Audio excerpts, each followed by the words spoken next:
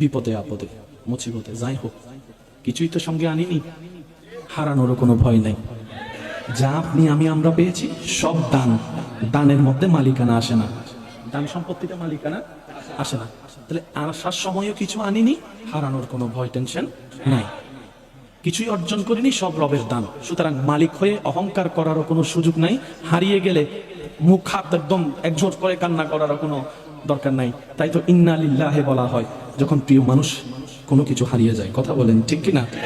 আবার যাবার সময়ও নিয়ে যাবার মতো কোনো রাস্তা নেই। সেজন্য হতাশ নয়, যতটুকু সময় পেয়েছেন এটাকে কাজে লাগান রবকে সন্তুষ্টি করার জন্য।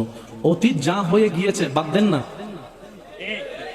অতীত পাল্টানোর ক্ষমতা আপনার আমার কারো হাতে, আবার ভবিষ্যৎ চেঞ্জ করার ক্ষমতা আপনার আমার হাতে।